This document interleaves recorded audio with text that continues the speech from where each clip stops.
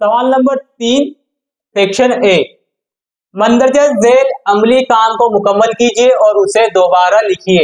इसमें आपको कोई एक क्वेश्चन सॉल्व करना था। ये आपको 3 नंबर के लिए सवाल पूछा गया था। ठीक है, तो हम इसको ऑप्शन के साथ में सॉल्व करेंगे। पहला आपका क्वेश्चन था, ये एक पहली सरगर्मी है और इसे आपको ये 2 सरगर्मी दी हुई थी, ये 2 में से आपको कोई एक सॉल्व करनी थी। हम 1 बाय 1 दोनों सॉल्व करेंगे। पहली सरगर्मी है आपकी सवाल नंबर 3 सेक्शन ए की, झेल की ताद्दुदी तकसीम की जदुल में एक पेट्रोल पंप पर पेट्रोल भरवाने वाली सवारियों की तादाद और सवारियों में भरे गए पेट्रोल की मालूमात दी हुई है। इसकी मदद से भरे गए पेट्रोल के हजम का कसरिया मालूम करने के लिए मंदरजा झेल अमली काम मुकम्मल कीजिए। ठीक है, आपको एक पेट्रोल पंप की मालूमात दी हुई है। यहाँ आपको तादाद दिया हुआ है। तादाद में सवारियों की तादाद, तो तादाद है आपकी 33, 40, 27, 18, 12। फिर यहाँ आपको जमात दी हुई है पेट्रोल भरा लीटर में, यानी जो क्वांटिटी आपको दी हुई है उन्होंने कितना पेट्रोल भरा है, यहाँ आपको उसकी मालूमात दी हुई है। पहला है 0.5 से 0.5 से 3.5 तक, फिर 3.5 से 6.5 है, फिर 6.5 से 9.5 है, फिर 9.5 से 12.5 है और 12.5 से 15.5 यह आपको जदुल दी हुई है। अब हमें यहाँ पे अमली काम मुकम्मल करना है। अमली काम है आपका, दिए हुए जदुल की बिना पर कसरिये जमात मालूम कीजिए। कसरिये जमात मालूम करने के लिए हमने आपको जो समझाया था, बेसिक मालूमात ये होती है कि जो आपका ताद्दुद है, जो सबसे बड़ा आपका ताद्दुद होगा वो आपकी कसरिये जमात होंगी। जैसे ये ताद्दुद के अंदर सबसे बड़ा जो 40 है, तो 40 की जो जमात होगी वो हमारी कसरिये जमात होंगी। तो यहाँ क्या होगा आपका, यहाँ आएगा या आपकी कसरिये जमात होगी 3.5 से तो 6.5, ये हमारी है कसरिये जमात। फिर उसके बाद में ये जो है आपका 40, ये आपका F1 होगा, 27 आपका F2 होगा और 33 आपका F0 होगा। ठीक है, इसी के साथ में जो आपकी आपने जमात सिलेक्ट की है, जमात के अंदर ये जो आपकी निचली हद है इसे आप L कहते हैं, तो L होगा आपका L इक्वल टू 3.5।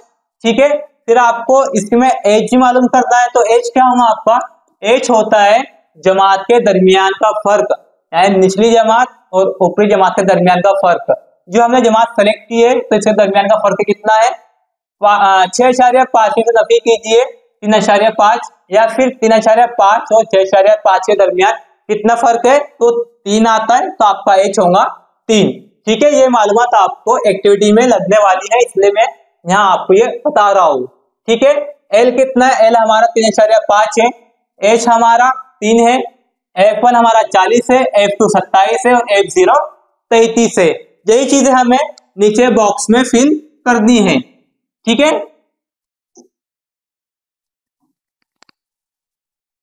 कसरिये जमात थी हमारी 3.5 से 6.5 तक।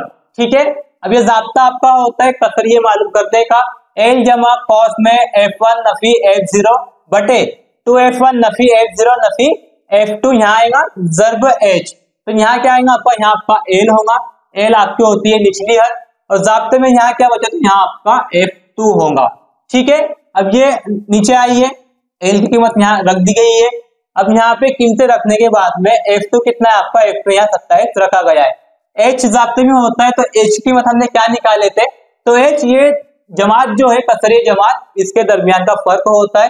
तो फर्क कितना था, फर्क आपका 3 था। ठीक है, अगर आप थोड़ा सा गौर करते तो यहाँ पे H की कीमत दी हुई थी, तो आप यहाँ से देख के भी लिख सकते थे। ठीक है, तो ये बहुत आसान होता है, सिर्फ आपको अंडरस्टैंड करना होता है कौन सी चीज कहाँ पे दी हुई है। अगर आप इसे सॉल्व करेंगे तो सॉल्व करने के बाद में आपका आंसर होगा। पहले आप इसे सॉल्व कीजिए, यहाँ देखिए, यहाँ पे सॉल्व करेंगे इसे हम 7 बटे कितना, ये 80 नफी 60, यहाँ आपका 20 बचेगा, और 3 ज़रब 7 कितना होता है, 21 होता है, तो हम इसको 21 लेंगे यहाँ पे 21, और ये जमा के 3.5 जमा 3.5, 20 के पाड़े से तकसीम कीजिए आप, 20 की 20, ये 20 की 20 अशारिया लगेगा और 1 बचेगा। अब यहाँ 0 लगाएंगे आप, फिर आशार्य लगा, एक और 0 लगेंगे, यहाँ आशार्य लगेगा। ठीक है, 20 एक 20, 20 पंजे 100, यहाँ आपका 5 होगा। अब इनकी जमा कीजिए, ये होगा 1.05 जमा 3.5, तो आपका आंसर होगा ये 1 और 3 4 हो जाएगा। ठीक है, आशार्य यहाँ पे आएगा, 0 जमा 5 ये 5 होगा, और ये 5 जैसे के वैसे। तो आपका आंसर क्या होगा, कसरिया आपका होगा 4.55, ये आपका कसरिया है, आपका ये आंसर है। फिर यहाँ आपको एक जुमला लिखना होता है, तो जुमला आपको दिया हुआ है, सिर्फ आपको कीमत फिल करनी है। क्या लिखा हुआ है, सवारियों में भरे गए पेट्रोल के हजम का कसरिया कितना है, तो आपका कसरिया है 4.55 है। ठीक है, तो ये आपकी एक्टिविटी थी, सवाल नंबर 3 सेक्शन ए का पहला था, जो आपको 3 मार्क्स के लिए ये सरगर्मी पूछी गई थी। अगला क्वेश्चन देखिए, सवाल नंबर 3 सेक्शन ए, और ये उसका सेकंड है। क्या पूछा गया आपको इसमें, खिलौने में एक रिमोट कंट्रोल कार की जीएसटी टैक्स के साथ कुल कीमत 2360 रुपये है, जीएसटी की शरह 18% है, तो इस कार के काबिल टैक्स कीमत मालूम करने के लिए मंदरजा झेल अमली काम मुकम्मल कीजिए। ठीक है, ये भी आपको अमली काम मुकम्मल करता है। आपको यहाँ कुछ मालूमात दी हुई है कि रिमोट कंट्रोल कार के जीएसटी टैक्स के साथ कुल कीमत कितनी है, वो है 2360, फिर जीएसटी की शरह कितनी है, वो है 18%, और आगे आपको मालूम क्या करना है, इस कार के काबिल टैक्स कीमत मालूम करने के लिए मंदरजा झेल अमली काम मुकम्मल कीजिए। ठीक है, ये भी आपको 3 नंबर के लिए पूछा गया था। खिलौने के कार की कुल कीमत जीएसटी के साथ कितनी है, 2360 है, जीएसटी की शरह कितनी है, 18% है। फर्ज कीजिए खिलौने के कार की काबिल टैक्स कीमत X रुपये है। ठीक है, अगर हम खिलौने के कार की कीमत खिलौने के काबिल टैक्स कीमत X फर्ज करते हैं, तो जीएसटी कितना होगा आपका, जीएसटी आपका 18% है, और काबिल टैक्स कीमत कितनी है, X है, तो जो होगा आपका जीएसटी की शरह ज़र्ब X, यानी काबिल टैक्स कीमत। तो आप परसेंट को किस तरह लिखते हैं, परसेंट आपका 18% है, तो 18 अगर आपका परसेंट में है तो आप उसको 18/100 लिखते हैं। 18/100 क्यों लिखते हैं, क्योंकि हम परसेंट जो निकालते हैं वो 100 में से निकालते हैं। तो यहाँ हमने लिखा है जीएसटी की शरह ये है 18/100, और ये ज़र्ब X क्या है, X से आपका खिलौने के कार की काबिल टैक्स कीमत हमने फर्ज की है, तो ये ज़र्ब X होगा। ठीक है, आगे चलिए, आगे आपको दिया हुआ है खिलौने के कार की कुल कीमत, खिलौने के कार की कुल कीमत कितनी है, तो वो है आपकी 2360 है। अब यहाँ आपको एक जुमला लिखना है, जुमला नहीं लिखना है, यहाँ आपको एक बॉक्स में कीमत लिखना है, वो एक खिलौने के कार की कीमत काबिल टैक्स कीमत जमा, अब ये बॉक्स में क्या आएगा, तो ये बॉक्स में आएगा आपका जीएसटी, क्योंकि ये आपका जाब्ता होता है। ठीक है, यहाँ आपका जीएसटी होगा। फिर यहाँ आपको सॉल्व करना है, हम इसे स्क्रॉल करते हैं ऊपर थोड़ा सा और, ठीक है, यहाँ आपका जीएसटी होगा। फिर यहाँ क्या कीमतें होंगी, यहाँ आपका X होगा। ठीक है, X क्या है, ये खिलौने के कार के काबिल टैक्स कीमत, तो ये यहाँ पे आ गई। फिर हमने जो फर्ज किया था, हमने फर्ज किया था उससे X, तो ये X यहाँ पे आ गया। फिर जमा जीएसटी, जीएसटी हमारा क्या था, 18/100 ज़र्ब X। ठीक है, तो यहाँ आपका आएगा 18। अब ये 100 जो है ये X को ज़र्ब करेगा, तो ये X जमा 18 के नसबनुमा यकसा हो जाएंगे, तो ये इस तरह से होगा। यहाँ देखिए ये होगा 2360 ज़र्ब, ये 100 जो है X को ज़र्ब करेगा, तो 100X जमा 18X। ठीक है, ये X जो है ये 18X बटे 100, तो कितना हो जाएगा, ये 100X जमा 18X, तो यहाँ पे आपका 118X होगा, तो यहाँ आप 118 लिखेंगे, और ये ज़र्ब X बटे 100। ठीक है, तो ये बॉक्स में आपका 118 आएगा। अब क्या करेंगे आप कि ये जो 100 है ये तकसीम में इक्वल ये साइड आएगा, तो ज़र्ब में होगा, तो इस तरह से आपको दिखाई देगा 2360 ज़र्ब 100 इक्वल टू 118X। अब क्या करेंगे हम कि जो 118 ज़र्ब में है वो इक्वल के ये साइड आके तकसीम में हो जाएगा, तो ये बॉक्स में आपका आंसर होगा 118। ठीक है, जब आप इसको सॉल्व करेंगे तो आपके एक्स की कीमत क्या आएंगी, यानी खिलौने के कार की काबिल टैक्स कीमत कितनी होगी, वो होंगी आपकी 2000। ठीक है, कीमत कितनी होगी आपकी उसकी, आपकी कीमत होगी उसकी 2000। तो इस तरीके से आपको ये एक्टिविटी सॉल्व करनी थी। ठीक है, अगला क्वेश्चन देखते हैं हम। अगला क्वेश्चन आपको दिया हुआ है, आई थिंक आप ये समझ चुके होंगे कि किस तरह से आपको ये 1 2 3 4 5 और ये 6 बॉक्स आपको फिल करने पे 3 मार्क्स मिलने वाले थे। अब आपने कैसे फिल किए वो आप बखूबी जानते हैं, उसमें कोई कमेंट नहीं करूंगा। अगला क्वेश्चन है हमारा सवाल नंबर 3 सेक्शन बी। दिया हुआ है मंदरजा झेल ज़िमनी सवालात हल कीजिए। कोई 2 सवाल आपको इसमें हल करने थे और आपको हर सवाल हल करने पे 3 मार्क्स दिए जाने हैं। ठीक है, तो ये ऑप्शन के साथ में आपको कितने क्वेश्चन दिए हुए हैं, 1 2 3 4। ठीक है, तो आपको ऑप्शन के साथ में 4 क्वेश्चन दिए हुए हैं, ये 4 में से आपको कोई 2 सॉल्व करने हैं। किस तरह सॉल्व करेंगे, तो पहला क्वेश्चन है आपका सवाल नंबर 3 सेक्शन बी का फर्स्ट। इसमें आपको दिया गया है मंदरजा झेल मुरब्बी मसावात ज़ाब्ते की मदद से हल कीजिए। मसावात है आपकी 3m² नफी m नफी 10 इक्वल टू 0। हमने आपको ये तरीका समझाते वक्त ये बताया था कि जो ज़ाब्ते का तरीका होता है, तो ज़ाब्ते के तरीके का ज़ाब्ता क्या होता है। अगर आपको रिमाइंड करना चाहे तो इस तरह हो सकता है कि हमने आपको उस वक्त बताया भी था कि ये थोड़ा सा ऑड लगता है बोलने में, ज़ाब्ते के तरीके का ज़ाब्ता, वहां से आपको याद आ गया होगा कि हमने ये तरीका आपको किस तरह से समझाया था। ठीक है, तो हम ये इक्वेशन को सॉल्व करते हैं। ज़ाब्ते के तरीके का ज़ाब्ता क्या होता है, वो आपका ज़ाब्ता होता है, आपका ज़ाब्ता ये होता है, आपको यहाँ मुतग़य्यर m दिया हुआ है, तो m इक्वल टू नफी b जमा Nafi under root b² Nafi 4ac बटे 2a। यह होता है आपका ज़ाब्ते के तरीके का ज़ाब्ता। पहले हमें जो मालूमात दी हुई है हम वो मालूमात लिखेंगे, फिर उसके बाद इस ज़ाब्ते में कीमतें रख के सॉल्व करेंगे। ठीक है,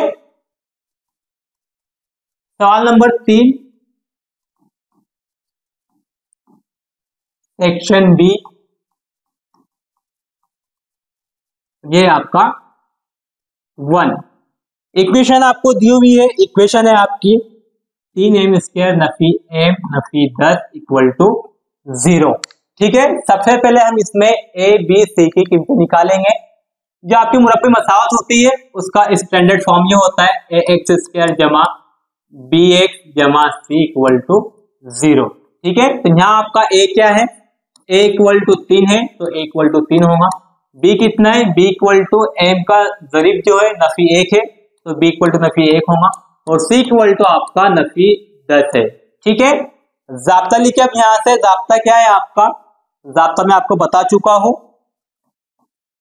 ज़ाब्ता होगा आपका m इक्वल टू नफी b जमा Nafi under root b² Nafi 4ac बटे 2 ज़र्ब a। कीमतें रखिए इसमें, m इक्वल टू नफी b कितना है, b आपका नफी 1 है, तो ये कॉस में नफी 1 जमा नफी अंडर रूट b आपका नफी 1 है, तो नफी 1² नफी 4 ज़र्ब a कितना है, a आपका 3 है, 3 ज़र्ब c कितना है आपका, c आपको दिया हुआ है नफी 10। ठीक है, बटे 2 ज़र्ब 3। तो आपका ये इस तरह से होगा m इक्वल टू, ये नफी नफी जमा हो जाएगा, तो 1 जमा नफी अंडर रूट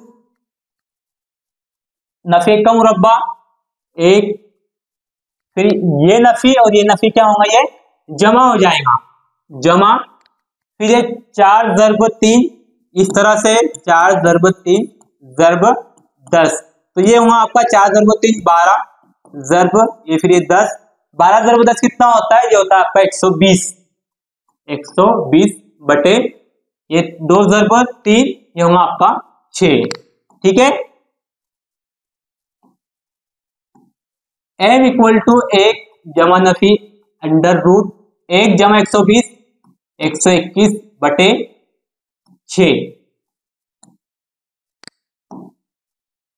अब आप ये जानते हैं कि 121 किसका जज़रुल मुरब्बा है, तो ये 11 का जज़रुल मुरब्बा है।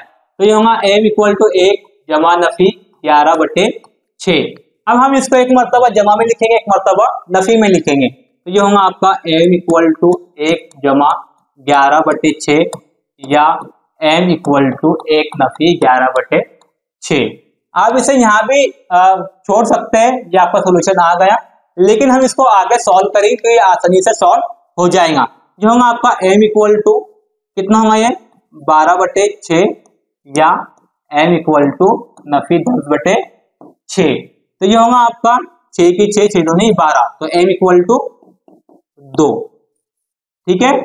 या m इक्वल टू कितना हुआ, ये नफी 5 बटे 3, ठीक है। तो यहां से आपकी कीमतें मालूम हो गई।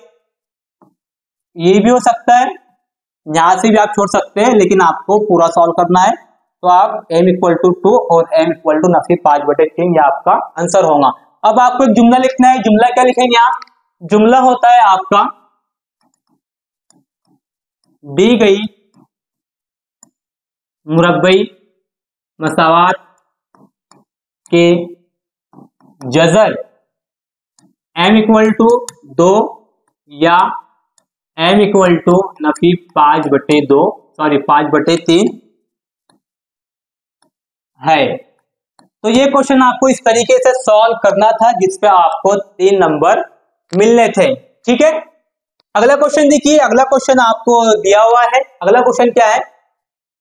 सवाल नंबर 3 सेक्शन बी का सवाल नंबर 2। ये मंदरजा झेल हमजात मसावाते कराइमर के उसूल के जरिए हल कीजिए।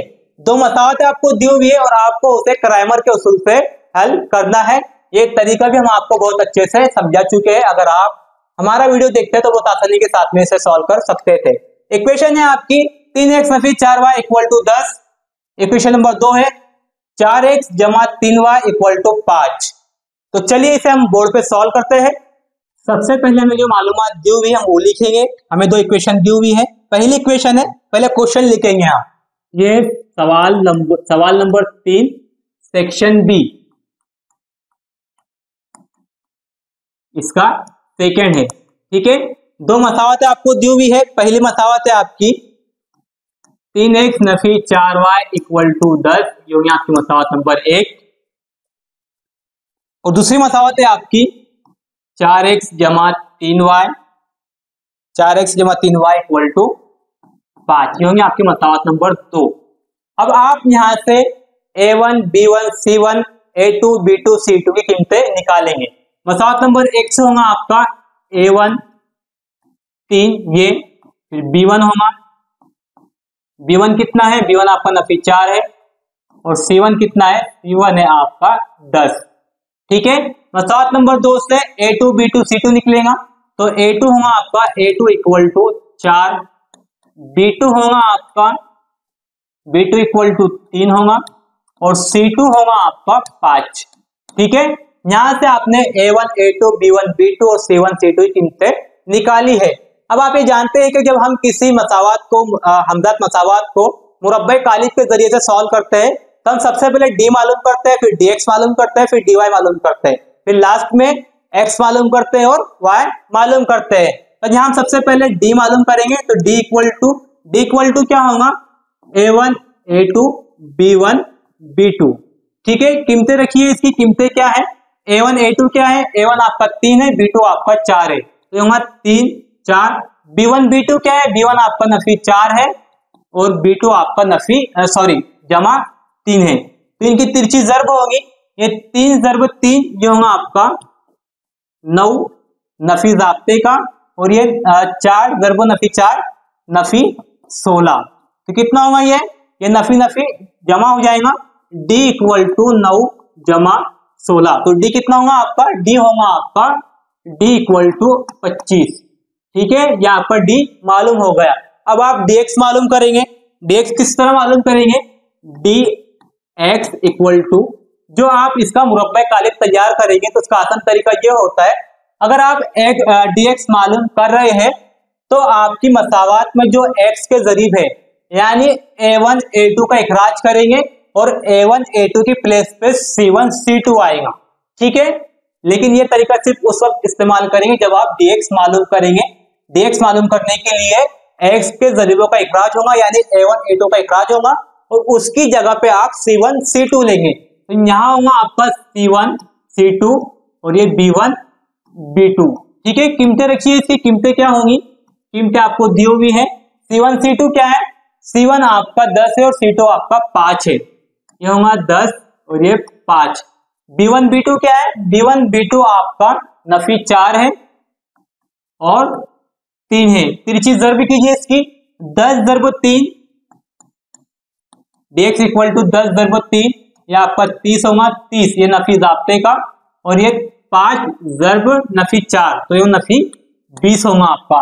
तो dx कितना होगा, dx इक्वल टू 30, ये नफी नफी जमा हो जाएगा और ये 20, तो आपके dx की कीमत होगी dx इक्वल टू 50, ठीक है। आप इसी तरीके से dy मालूम करेंगे। dy मालूम करने के लिए आप ये करेंगे कि जो y के जरीब होते हैं यानी b1 b2 आप उसका इखराज करेंगे और उसकी जगह पे आप c1 c2 लेंगे, जिस तरह हमने dx के अंदर किया था कि a1 a2 का इखराज करके c1 c2 लिया था। अब dy के अंदर हम ये करेंगे कि a1 a2 लेंगे और b1 b2 का इखराज करके उसकी जगह पे c1 c2 लेंगे। देखिए इस तरह से होगा, ये इसका मुरब्बा कालिब कुछ इस तरह से तैयार होगा, dy इक्वल टू मुरब्बा कालिब होगा इसका a1 a2 और b1 b2 की जगह पे आप c1 c2 लेंगे। कीमतें लिखिए इसकी, a1 a2 क्या है, a1 a2 आपको दिया हुआ है 3 और 4 है, 3 4। c1 c2 क्या है, c1 c2 आपका 10 और 5 है, ठीक है, ये 10 और ये 5। ज़रब कीजिए इसकी, dy इक्वल टू ये 3 ज़रब 5 ये आपका 15 होगा, ये नफी ज़ाब्ते का, ठीक है। 4 ज़रब 10 ये 40 होगा, आंसर क्या होगा 15 नफी 40, तो अमल नफी का और अलामत भी बड़े अदद की आएंगी, तो ये होगा आपका नफी 25। dy कितना है, dy आपका नफी 25 है। अब आप मालूम करेंगे x और y। x और y मालूम करने के लिए आपका दाब्ता होता है x इक्वल टू dx बटे d, ठीक है। x इक्वल टू dx कितना है, dx आपने यहाँ पे मालूम किया था 50 और d कितना है, d आपका 25 था, ठीक है, d आपका 25 था यहाँ पर।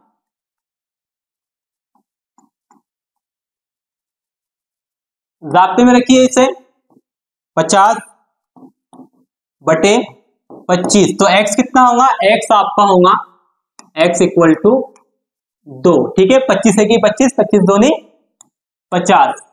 इसी तरीके से आप y मालूम करेंगे, y इक्वल टू dy बटे d। y कितना मालूम किया आपने, y आपने मालूम किया नफी 25, तो y इक्वल टू नफी 25 बटे 25, तो ये होगा 25 है कि 25, 25 है कि 25, तो y इक्वल टू आपका होगा नफी 1। तो इस तरीके से आप मुरब्बा कालिब के जरिए x और y की कीमत मालूम करते हैं। अब आपको एक जुमला लिखना है, जुमला क्या लिखेंगे आप, हमजात मसावात के हल x इक्वल टू कितना है, ये 2 और y इक्वल टू नफी 1 है। ये जुमला आपको लिखना कंपलसरी होता है, इस पे आपको मार्क्स दिया जाता है, ठीक है। तो आपको ये क्वेश्चन इस तरीके से सॉल्व करना था। पहली स्लाइड ये इसकी, सवाल नंबर 3 सेक्शन बी का सेकंड क्वेश्चन, इस तरह आप इसको सॉल्व कर सकते हैं और ये सेकंड स्लाइड आपकी ये है, ठीक है।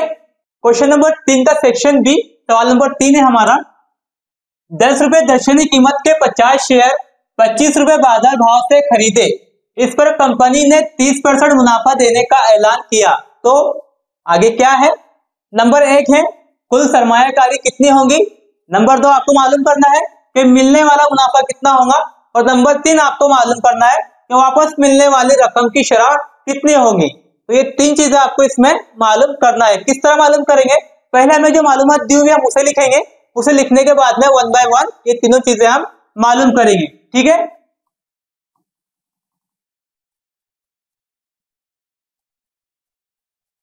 ये क्वेश्चन आपको 4 मार्क्स के लिए, सॉरी 3 मार्क्स के लिए पूछा गया था। ये है आपका सवाल नंबर 3 है सेक्शन बी, और उसका आपका सवाल नंबर 3 है। ठीक है, तो हमें जो मालूमात दी हुई है पहले हम वो लिखेंगे, फिर उसके बाद में इसे सॉल्व करेंगे। तो हमें यहाँ पे दिया हुआ है शेयर की दर्शनी कीमत।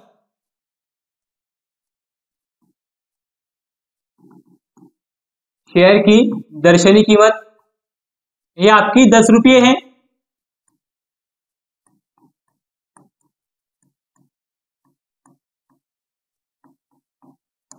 उसके बाद आपको दिया हुआ है बाजार भाव। बाजार भाव आपका 25 रुपये है। ठीक है,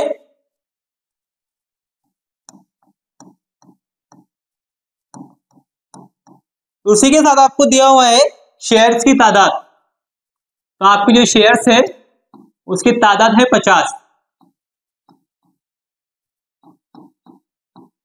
कितनी है? 50 है।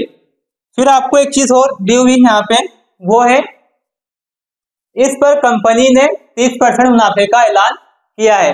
तो आपका प्रॉफिट कितना होगा? वो होगा 30%। मुनाफे का ऐलान ये होगा आपका 30%। ठीक है, और सबसे पहला आपसे सवाल पूछा गया है कि कुल सरमायाकारी कितनी होंगी। पहले हमें कुल सरमायाकारी मालूम करना है, उसके बाद में क्वेश्चन नंबर 2 मालूम करेंगे। तो कुल सरमायाकारी मालूम करने के लिए आपको ये करना होगा कि जो आपका बाजार का भाव है उसको ज़र्ब करना होगा शेयर्स की तादाद से, तो आपकी कुल सरमायाकारी मालूम हो जाएगी। तो आप यहाँ लिखेंगे, पहला है आपका कुल सरमायाकारी।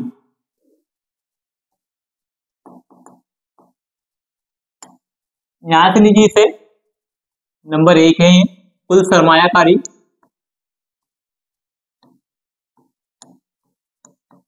ठीक है, तो उसमें होगा बाजार भाव, तो ये होगा यहाँ पे 25 ज़र्ब शेयर्स की तादाद, ये होगा यहाँ पे 50।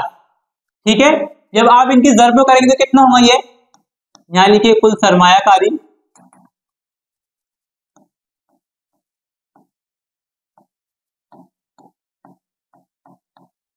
इक्वल टू ज़र्ब कीजिए इसकी 50 25, तो ये 25 0 0 हो जाएगा, तो 25 पंजे 125, तो यहाँ होगा आपका 1250। ठीक है, तो आपकी कुल सरमायाकारी कितनी होगी?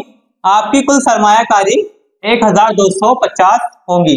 फिर दूसरा क्वेश्चन आपसे पूछा गया है कि यहां से देखिए मिलने वाला मुनाफा कितना होगा। ठीक है, तो पहले हम एक शेयर के ऊपर कितना मुनाफा मिल रहा है वो मालूम करेंगे, फिर उसके बाद 50 शेयर्स के ऊपर मुनाफा कितना होगा वो मालूम करेंगे। तो सबसे पहले आप यहां लिखेंगे मुनाफा, ये सेकंड के लिए है। ठीक है, या 2 दे दीजिए इसे, यहाँ पे मुनाफा फी शेयर। इसे मालूम करने के लिए आपकी जो दर्शनी कीमत है वो 10 रुपये है, और परसेंट कितना है आपका मुनाफे का परसेंट? वो है 30%। तो यहाँ आप लिखेंगे ज़र्ब। अब परसेंट हम जो निकालते हैं फीसद, तो 100 में से निकालते हैं, तो ये होगा आपका 30/100। ठीक है, ये 1 0 कैंसल, 1 0 कैंसल, तो कितना बचेगा? मुनाफा फी शेयर कितना है आपका? मुनाफा फी शेयर इक्वल टू कितना बचा? ये 3 रुपये है। ठीक है, तो ये आपका एक शेयर का मुनाफा निकला है, लेकिन हमें शेयर्स की तादाद जो है 50 थी, तो हम 50 शेयर्स की 50 शेयर्स का मुनाफा निकालेंगे। किस तरह निकालेंगे वो? तो वो होगा आपका, यहां लिखेंगे आप कुल शेयर्स का मुनाफा इक्वल टू कुल शेयर्स आपके 50 है, और एक शेयर के ऊपर जो आपका मुनाफा हो रहा है वो 3 रुपये है, तो यहाँ होगा 50 ज़र्ब 3, तो आपका आंसर होगा 150। ठीक है, तो कुल शेयर से मुनाफा कितना होगा? वो होगा आपका 150 रुपये। अब आखिरी क्वेश्चन था आपका कि वापस मिलने वाली रकम की शरह मालूम कीजिए। जो रकम आपको वापस मिलेगी उसकी शरह क्या होगी वो आपको मालूम करना है। तो आप ज़ाब्ता लिखेंगे पहले उसका, यहाँ थर्ड लिखिए, वापस मिलने वाली रकम की शरह, रकम की शरह इक्वल टू, इसका ज़ाब्ता होता है मिलने वाला कुल मुनाफा। ठीक है, मिलने वाला कुल मुनाफा, जगह कम है यहाँ पे थोड़ी सी हमारे लिए, इस तरह होगा ये थर्ड वाला यहाँ से लिख रहे हैं हम, वापस मिलने वाली रकम की शरह इक्वल टू, ये होगा मिलने वाला कुल मुनाफा, मिलने वाला कुल मुनाफा बटे कुल सरमायाकारी, कुल सरमायाकारी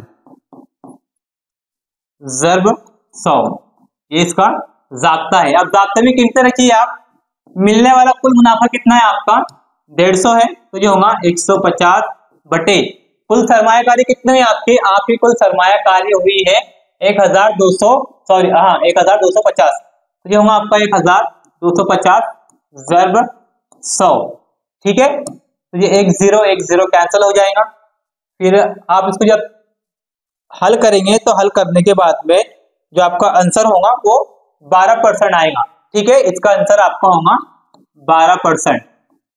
तो आपकी जो वापस मिलने वाली रकम की शरह क्या होंगी, वो 12% होंगी। फिर लास्ट में आप 3 जुमले लिखेंगे। जुमले क्या लिखेंगे, सबसे पहला जुमला आपका होगा कि कुल सरमायाकारी, कुल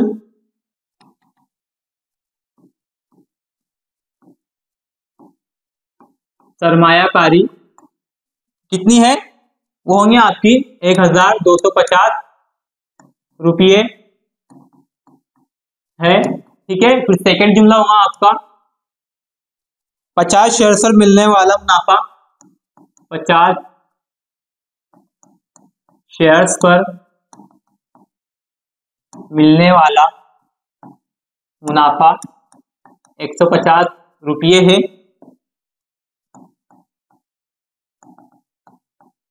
ठीक है, और तीसरा जुमला होगा आपका वापस मिलने वाली,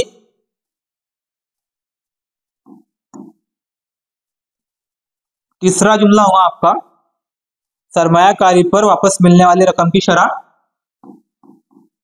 वापस मिलने वाली रकम की शरह कितनी है, 12% है। ठीक है, इस तरीके से आपको यह क्वेश्चन सॉल्व करना था। आगे देखिए, अगला क्वेश्चन आपको दिया हुआ है सवाल नंबर 3 सेक्शन बी का 4th। इसमें आपसे पूछा गया था कि बेक वक्त एक पाशा, यह पाशा नहीं होता है, पासा होता है। ठीक है, जिसे आप इंग्लिश में डाई कहते हैं। एक पासा और एक सिक्का उछाला गया, दर्ज झेल में दिए गए वक़ुओं का एहतमाल मालूम कीजिए। ठीक है, हमें यह मालूम होना चाहिए कि जब एक सिक्का और एक पासा बेक वक्त उछाला जाता है तो उसके इम्कानात कितने होते हैं। अगर पासा उछाला जाए तो उसके इम्कानात 6 होते हैं और एक सिक्के के इम्कानात 2 होते हैं। ठीक है, अब अगर ये दोनों बेक वक्त उछाले जा रहे हैं तो इनका नमूना वसत क्या होगा, इम्कानात कितने होंगे, तो हम उसे पहले फाइंड करेंगे। ठीक है, और यहाँ आपको वक़ुआ ए दिया हुआ है। वक़ुआ ए ऐसा वक़ुआ है जिसमें एक चित और एक मुफर्रद अदद हासिल होता है। ठीक है, एक चित और एक मुफर्रद अदद हासिल होता है।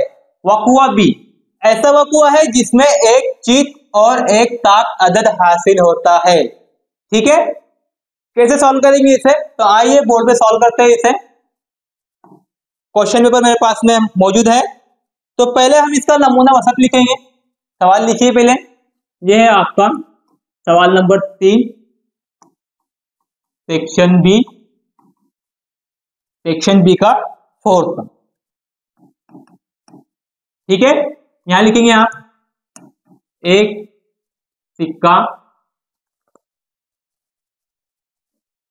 और एक पासा बैक वक्त उछाला गया।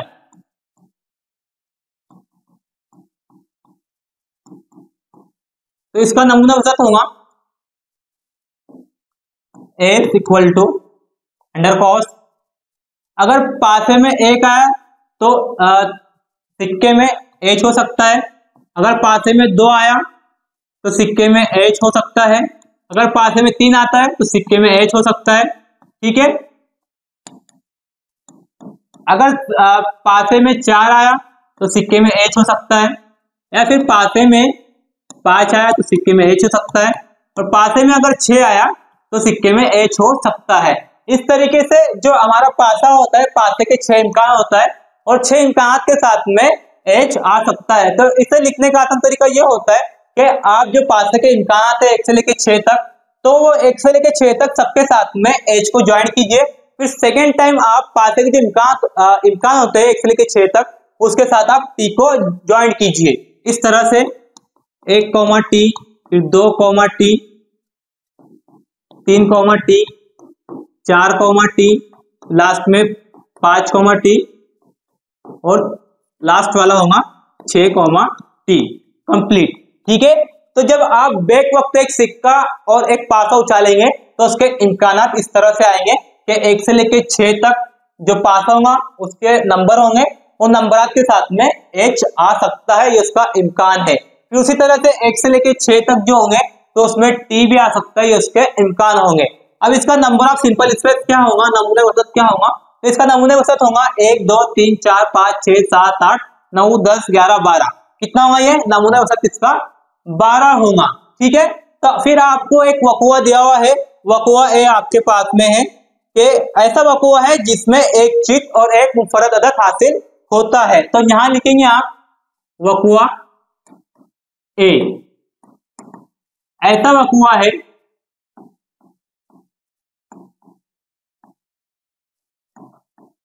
जिसमें एक चीत यानी हेड, जिसे आप एच से जाहिर करते हैं, एक चीत और एक मुफर्रद अदद हासिल होता है,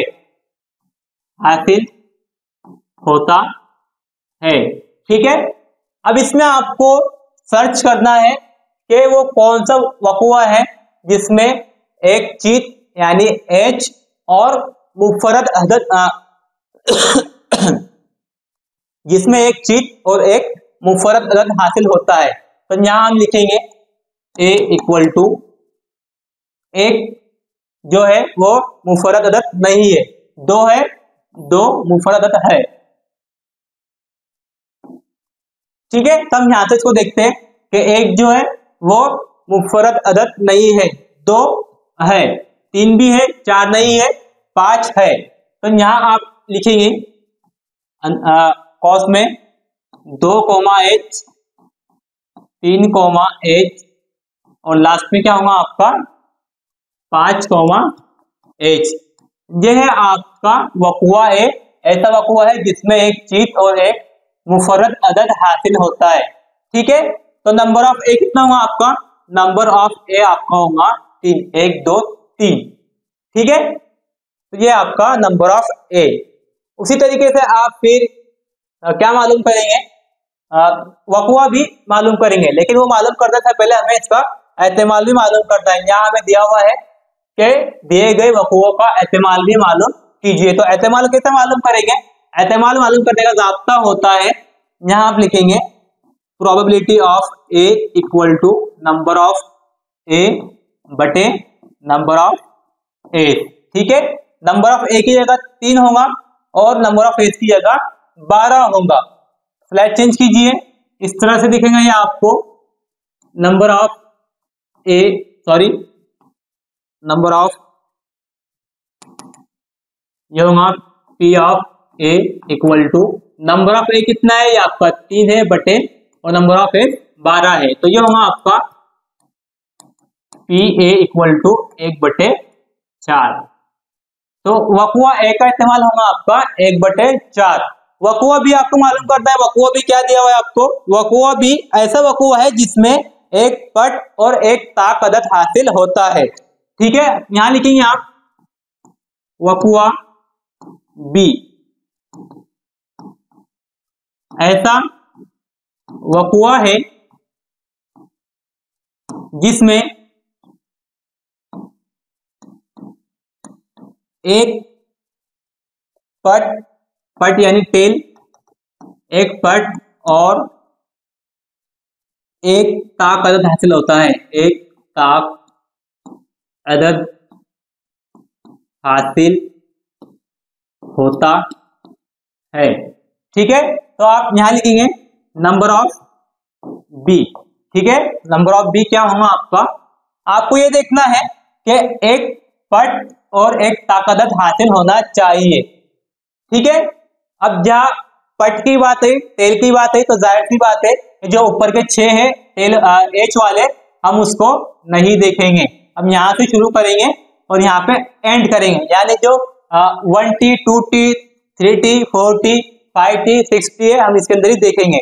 लेकिन कंडीशन ये है कि जो आपका पासा है, पासे में जो अदद होना वो ताक अदद होना, तो एक ताक अदद है, एक ताक है, तो हमारा एक ये होगा 1, T 2 नहीं है, 3, T 3 ताक है और T भी मौजूद है, 4, T ये नहीं होगा, 5, T ये होगा, 6, T ये नहीं होगा। तो हमारे पास में जो कंडीशन दी हुई थी वकुआ बी की कि एक ताक और एक पट हासिल हो, तो वो होगा 1, T 3, T और 5, T। तो यहां आप लिखेंगे 1, T 3, T और ये होगा लास्ट में 5, T कॉस्ट कंप्लीट। अब नंबर ऑफ बी कितना होगा आपका, number of B equal to 1 2 3, ये भी होगा आपका 3। अब आप इसका एहतेमाल मालूम करेंगे, तो एहतेमाल मालूम करने के लिए जाता है आपके पास में probability of B equal to number of B upon number of S. ठीक है, नंबर ऑफ बी कितना है आपका, नंबर ऑफ बी आपको दिया हुआ है 3 बटे नंबर ऑफ एस कितना था, नंबर ऑफ एस आपका 12 है, तो यहां आप लिखेंगे 3 बटे 12। तो आपका बी का इस्तेमाल क्या होगा, बी का इस्तेमाल आपका 1 बटे 4 होगा। इस तरीके से आपको वकुआ ए और वकुआ बी का इस्तेमाल मालूम करना था, जिसमें बैक वक्त एक सिक्का और एक पासा उछाला गया था। ठीक है,